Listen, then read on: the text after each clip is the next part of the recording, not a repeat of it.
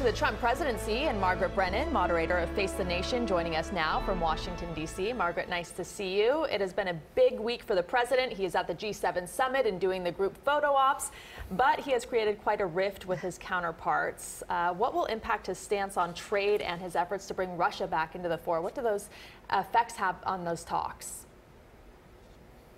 Well, this is one of the most exclusive clubs in the world, the G7. It used to be the G8 until Russia sent troops into Ukraine, really kind of breaking the rules of the international order, which is why they got kicked out. So it was surprising to hear the president suddenly say Russia should be back in the fold because, of course, they have been accused of carrying out all sorts of misdeeds against many of the members, some of our closest allies, like the UK recently, and the United States itself. But the president's comment was also already falling on some pretty irritated ears because of this decision he had to put trade tariffs on steel and aluminum imports. That has hurt our European partners and Canada, of course, which is the host here.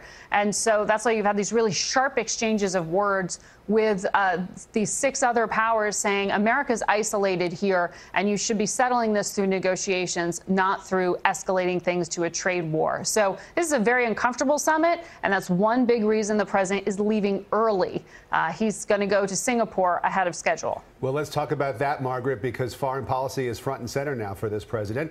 He has, of course, that summit with North Korea. So what can we expect from that? What should we be paying attention to as these two leaders meet?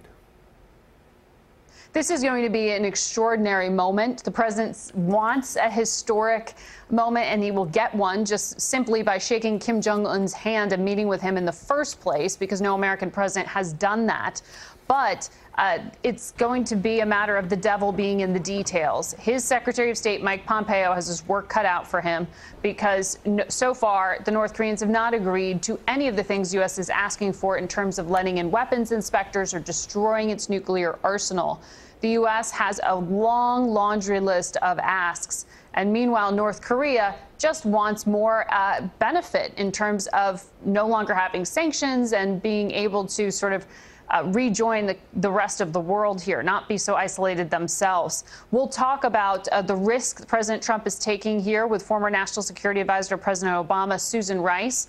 Ask her why they decided against, I should say, negotiating with North Korea and instead to go negotiate with Iran. We'll also talk with Senator Ed Markey of Massachusetts about whether sanctions will stay on or come off of North Korea anytime soon.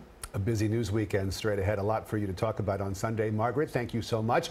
And you can catch Margaret on Face the Nation Sunday morning at 10:30, only right here on CBS 4.